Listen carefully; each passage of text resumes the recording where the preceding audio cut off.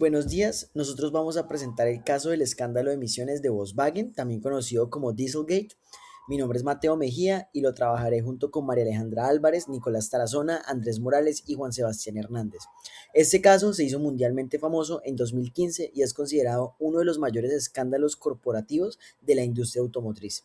Lo interesante del caso es que no solamente trata de un problema técnico, sino también de un problema ético, porque involucra decisiones tomadas dentro de la empresa que terminaron afectando a millones de personas, al gobierno e incluso al medio ambiente. A lo largo de la presentación vamos a explicar qué fue lo que pasó, cómo funcionaba el fraude, quiénes estuvieron involucrados y cuáles fueron sus consecuencias. Para entender mejor el caso, es importante ver el contexto de Volkswagen. Volkswagen es una multinacional automotriz alemana fundada en 1937 que tiene sede en Wolfsburg, Alemania. Además, hace parte de uno de los grupos automotrices más grandes del mundo que incluye marcas como Audi, Porsche, Seat y Skoda. La empresa tiene presencia también en más de 150 países y durante años ha competido por ser el fabricante de automóviles número uno a nivel global. Antes del escándalo, Volkswagen tenía una estrategia muy clara, que era posicionar sus motores diésel como una alternativa eficiente y ambientalmente más limpia, especialmente en mercados como Estados Unidos, donde las regulaciones ambientales son bastante estrictas.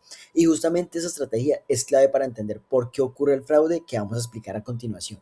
Entrando ya en el caso, en 2015 Volkswagen admitió que había manipulado las pruebas de emisiones contaminantes de sus vehículos diésel. Los carros tenían instalado un software que les permitía detectar cuándo estaban siendo evaluados en un laboratorio, y en ese momento el vehículo activaba un modo especial que reducía temporalmente las emisiones para poder cumplir con los estándares exigidos. Pero fuera del laboratorio, en condiciones normales de conducción en carretera, ese sistema no funcionaba igual. Entonces el comportamiento del vehículo terminaba cambiando si estaba siendo evaluado o no estaba siendo evaluado. Y justamente a partir de eso surge la gran pregunta del caso. ¿Cómo lograron engañar el sistema y qué tan grave fue el impacto? Muy bien, ahora cómo funcionaba realmente el fraude. Volkswagen instaló millones de vehículos diésel un software conocido como Defeat Device, es decir, un dispositivo diseñado para engañar las pruebas ambientales. Este sistema detectaba cuándo el vehículo estaba siendo sometido a pruebas de laboratorio.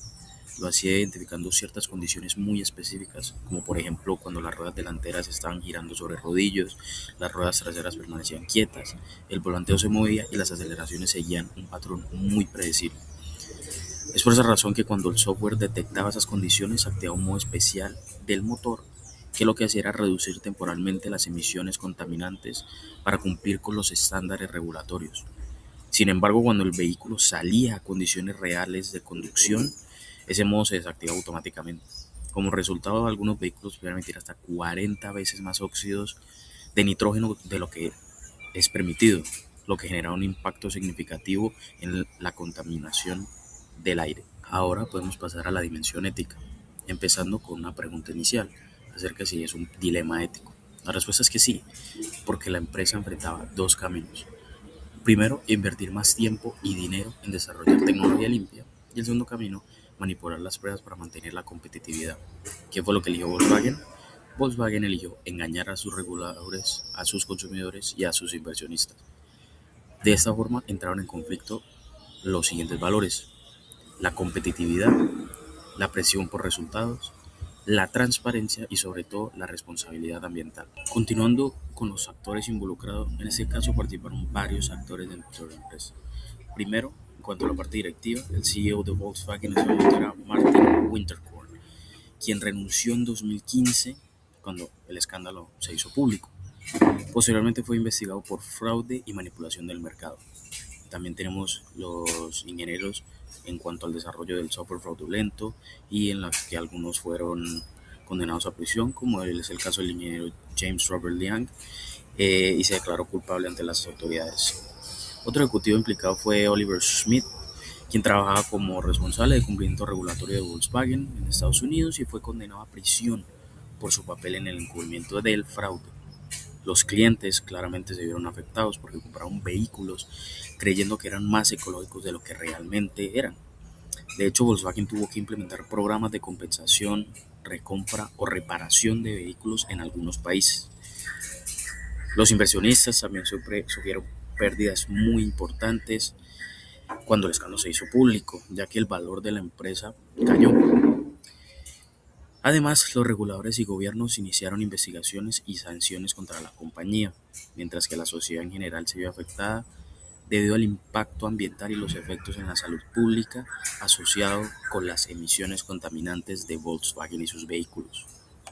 Bueno, en cuanto a impactos, las consecuencias del escándalo fueron bastante amplias, ya que en el aspecto económico, Volkswagen tuvo que pagar más de 29.000 millones de dólares en multas, compensaciones y costos legales en diferentes países. En el aspecto legal, varios ejecutivos fueron investigados y algunos condenados a prisión, especialmente en Estados Unidos. Sin embargo, un aspecto interesante es que Martin Winterkorn no ha sido juzgado en Estados Unidos porque es ciudadano alemán. Y pues en Alemania generalmente no se extradita a los ciudadanos fuera de la Unión Europea, por lo que el proceso judicial se hace principalmente dentro del sistema judicial alemán. En el aspecto reputacional, el escándalo afectó seriamente la confianza de los consumidores de la marca Volkswagen y generó dudas sobre la transparencia de la industria automotriz. Y finalmente, en el aspecto social y ambiental, el fraude contribuyó a aumentar los niveles de contaminación en el aire, lo que puede tener efectos negativos en la salud pública. En cuanto a la recuperación de la empresa, a pesar de la magnitud del escándalo, Volkswagen logró recuperarse relativamente rápido desde el punto de vista comercial. La empresa volvió a vender alrededor de 10.7 millones de vehículos en un año, alcanzando incluso un nuevo récord de ventas globales. Esto demuestra que las grandes corporaciones tienen una gran capacidad de recuperación en el mercado. Sin embargo, aunque la empresa logró recuperarse económicamente, el caso sigue siendo una referencia importante cuando se habla de ética empresarial y responsabilidad corporativa. Bueno, y ya en la parte de la reflexión ética, ese caso nos deja una reflexión muy importante desde un punto de vista ético, ya que Volkswagen terminó pagando más de 29.000 millones de dólares en multas. Analizándolo estratégicamente, ese dinero podría haberse invertido en la innovación, en el desarrollo de motores limpios y en investigación. Probablemente habría implicado perder un poco de lo que es la competitividad a corto plazo, pero habría evitado ese gran fraude y sus grandes consecuencias. En ese sentido, el caso muestra cómo priorizar beneficios a corto plazo sobre principios éticos puede terminar generando consecuencias mucho más costosas a largo plazo. Bueno, y en conclusión, el caso Volkswagen demuestra que la presión por resultados dentro de las empresas puede llevar a las decisiones antiéticas si no existen controles adecuados y una cultura organizacional basada en la transparencia. También muestra que las empresas deben considerar no solo sus resultados económicos, sino también el impacto social y ambiental de sus decisiones. Por esta razón, el caso Dieselgate se ha convertido en uno de los ejemplos más importantes para estudiar dilemas éticos en el mundo empresarial.